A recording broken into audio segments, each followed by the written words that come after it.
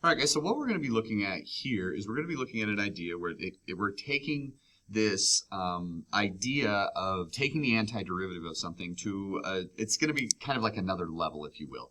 One thing that you need to understand is a lot of times when we're taking the antiderivative, what we say is we're doing integration. And there's more to integration than just taking the antiderivative. But what we're talking about here is, we'll call it integration by substitution. Now remember, some of the rules when we're finding antiderivatives that don't apply are like the power rule, okay? We cannot use, or excuse me, there is a power rule. That is the only rule that we have that works. There is no quotient rule. There is no product rule. There is no chain rule per se. We're going to kind of talk about how to get around that a little bit today.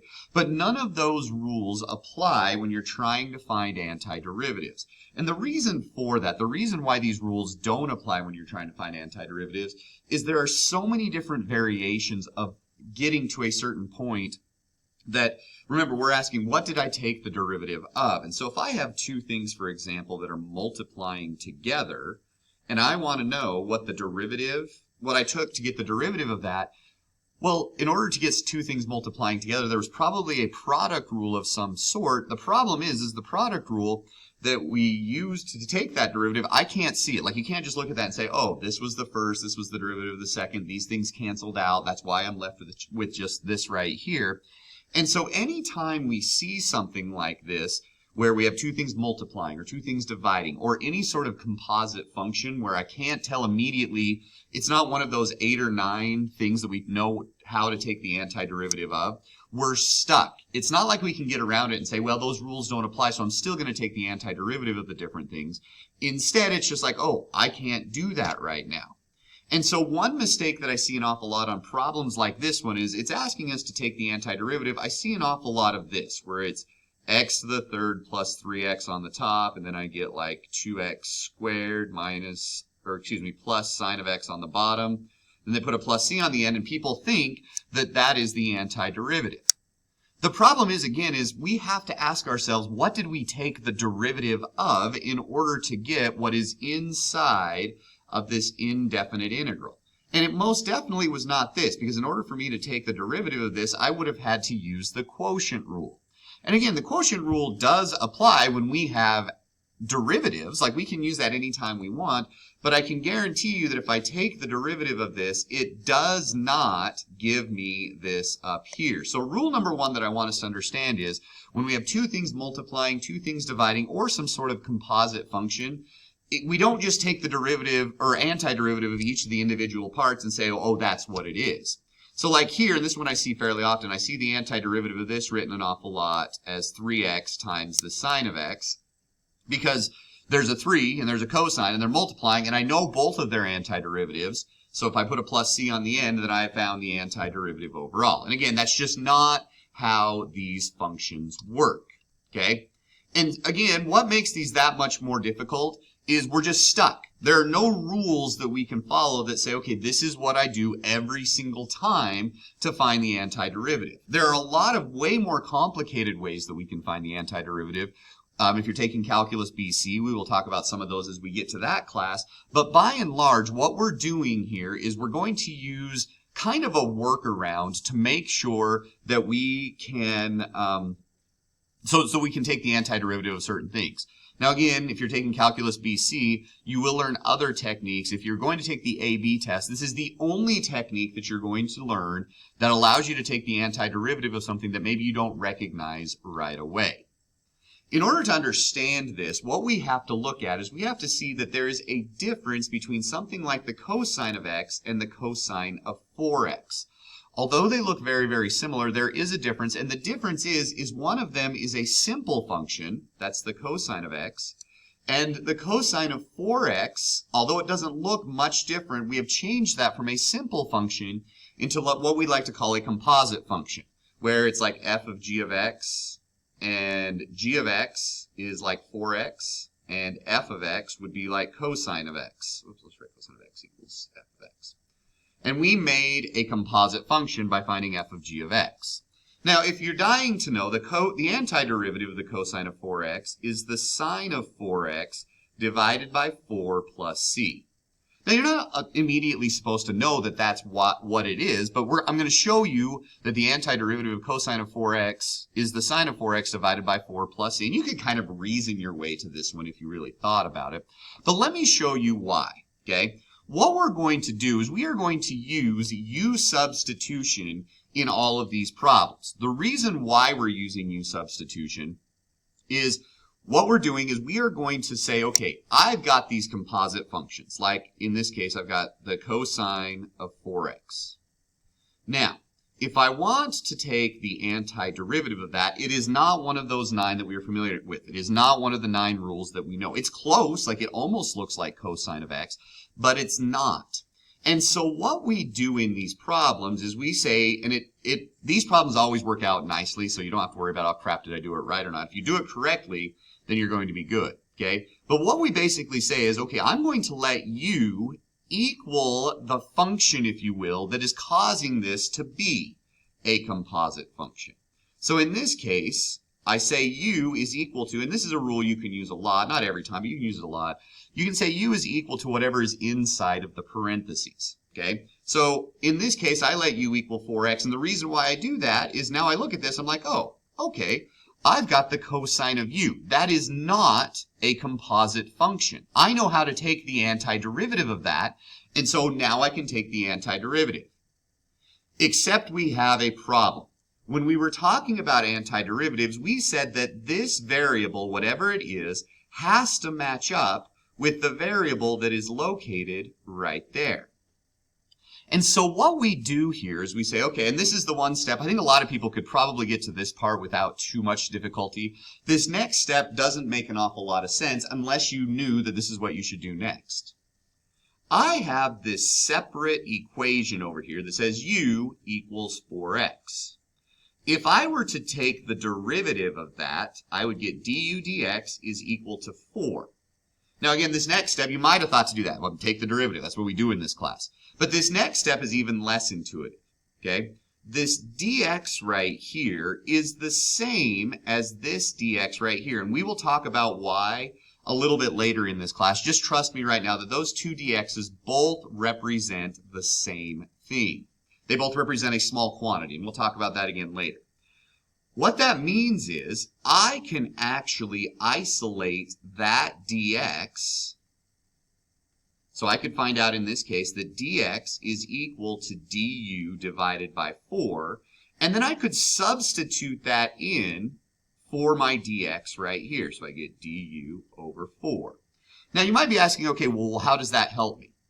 Well, this 4 is just a constant number. And as we talked about with all constant numbers, one thing that we can do is we can take that number and we can move it out in front as long as it's multiplying, or in this case, dividing. Dividing by 4 is the same as multiplying by 1/4. So I could move 1/4 out in front. And you'll notice what that would really do for us is that would say, okay, now I've got one of those simple functions that I know the antiderivative of. The variables match, so now I can take the antiderivative of that. So 1/4 times, whoops, not cosine anymore, but the antiderivative is the sine of u plus c. Now, in general, what we do when we take the antiderivative of these, once we take the antiderivative is, my function started with x's in it, and so it should probably end with x's in it as well. Okay? And so the last thing I would do is I'd say, oh, way back when I remember that u was equal to 4x, so I would have 1/4 times the sine of 4x plus c. Now we said before that the antiderivative was sine of 4x divided by 4 plus c. That is the same as what we have right here. These are the steps that we went through. And a lot of you can probably see that there is a shortcut on this problem that you could use to find the antiderivative without having to go through all of those steps. But this is what we use. This method that we use to work around, especially these composite functions, is what is known as u substitution. Okay? So let's look at another example, and we'll follow the steps that we do every single time to do these problems, because a lot of them are much more complicated than that one. That was a simple one that kind of showed you the method. Now I'm going to show you a more complicated one. Okay? So let's say I wanted to find the antiderivative of 2x times the cosine of x squared. Now, You look at that again, the antiderivative is not x squared sine of x to the third divided by 3 or anything like that. We have things multiplying together. There's a composite function. We don't know how to take the antiderivative of that. So step number 1 every single time is we need to choose a u. Now in general, our u is going to be whatever is inside of the parentheses. That's not like a hard and fast rule. Like sometimes it might not be that, but let's say that that is like one sort of a guideline you can use when choosing a u. So in this case, I'm going to let u equal x squared because that's the only thing that I see that is making something else be a composite function. So in this case, if I were to substitute, if I choose that u, I would have cosine of u dx. Now, right away we look at that, and that makes this problem a mess for a couple of reasons. Number one, now I have x's and u's mixed together. I can't have two different variables. We don't know how to take the antiderivative of that, and this problem is not set up for that. In addition to that, again, this letter does not match with that one, so we're going to have to do something about it. Okay? So step number 2 is we are going to take the derivative of our u equation that we just found. And this is a step that's really important because if you forget to do this, you're going to be in trouble when it comes to trying to take the antiderivative later. Now, like I said before, these problems are set up to make sure that they'll work if you choose the correct u. In real life, that's not how all of them work, but on the problems you'll see on the test, on the AP exam and everything else, these problems are set up so that everything will work out in the end if you choose the correct u. So step number 2, I just took that derivative. Okay, so now I have 2x cosine of u dx and du dx equals 2x. Step number 3 is to get that dx all by itself, and you always do it the same way. You always multiply the dx over to this side, and then you manipulate the equation somehow to get that dx by itself. It's usually divide by what we just found the derivative to be. So now I've got dx equals du over 2x. So that's step number 3. Step number 4, and you'll know you've chosen the correct u if this step works out. Okay? So I take my dx and I replace it with what we just found, dx equals. So I get du over 2x. Once I do that, I always look to see what will cancel. And again, these problems are set up so that stuff will cancel out. It's just the way that these problems are built. So the 2x's cancel, and I'm left with cosine of u du. Once again, if you've chosen the correct u, this will be the step where all of a sudden we've gone from a function that I am not familiar with how to take the antiderivative of into something that I do know how to take the antiderivative of. Then step number 5, take the antiderivative. So I take the antiderivative of that. That is the sine of u plus c. And then step number 6, once I take my antiderivative, I just take my u that I had from the very beginning, and I plug that back in. So I get the sine of x squared plus c. And that is the antiderivative of 2x times the cosine of x squared dx. Okay? So again, that is how we do each of these problems. Okay, and again, a couple of guidelines that we can use when we're choosing a u. Number 1 is choose something that is in parentheses. Parentheses are always a really good way to say, oh, you know what? I think that's what my u should be. Okay, so I'm going to choose something that's in parentheses. Now, in some problems, there are no parentheses.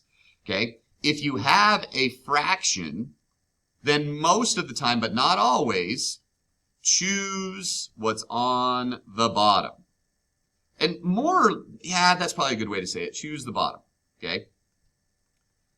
If you're still having a hard time and the u doesn't work when you choose the bottom, then you could also choose the more complicated of the two, of the top or the bottom.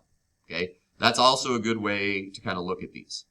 And so let's look at a couple of examples. I'm not going to work all the way through them because the steps are almost exactly the same. But like on this one right here, you'll notice that I've got 2x to the third times e to the x to the fourth. In this case, I would let my u equal x to the fourth. The reason for that is technically x to the fourth is up in the parentheses. So I'll work through this one real quick. So if that's the case, I'm following all my steps. I'm going through them kind of quickly because you do the exact same thing every single time. Step number 1, step number 2 is to take the derivative of that. Step number 3 is to get the dx by itself.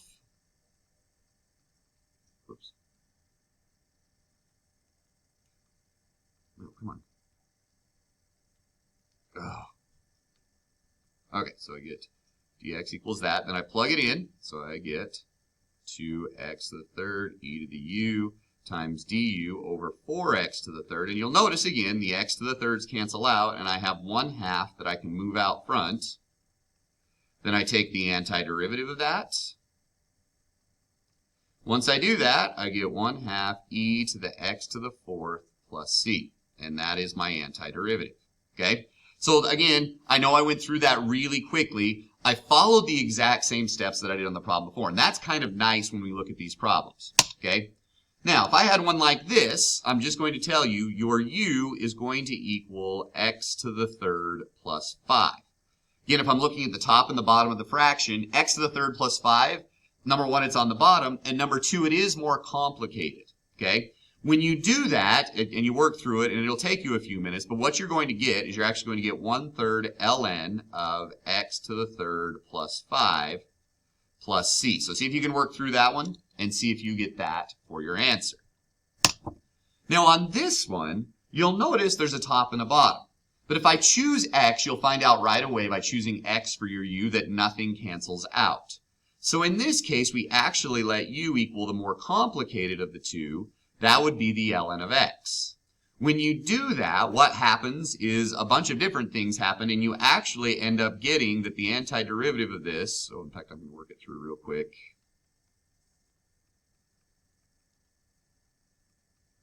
So when we do that, we get u over x times x du. The x's cancel out. So I get x squared, or u squared over 2 plus c. So what I really have here is the ln of x squared divided by 2 plus c is my antiderivative there. And I know I worked through that again really, really quickly. Okay? On this one, this is the last one. I'm just going to point this out. I'm not going to work through the entire thing. But our u in this case is going to equal the square root of x. Now, just because we choose it to be the square root of x does not mean that we have to put it in everywhere that we see the square root of x. In fact, we're only going to put that u in where we see the square root of x in the parentheses, if you will. When you do that, the reason for that is when I take the derivative of this, I'm going to get 1/2 x to the negative 1/2. And if I were to like manipulate that a little bit, it ends up looking like that before we get the dx by itself. Whoops, du dx. And so when we do that, I have to get that by itself so that this square root of x will cancel out so that I can actually take the antiderivative of e to the u. When you do that, you end up getting 2e to the square root of x plus c as your antiderivative on that one. Okay? So really, one thing you should always ask yourself if you're trying to figure out what u to choose is it's going to, whatever you choose for your u, eventually is going to have to make whatever else is in the problem that's making it so we can't take the antiderivative, it's going to have to make it cancel out. So just pay attention to that. As long as you kind of pay attention to that, you shouldn't have any real issues. If you have any other questions, this is a complicated idea. Hopefully you kind of got the gist of it. But if you have any other questions, please come in and we can work those things out.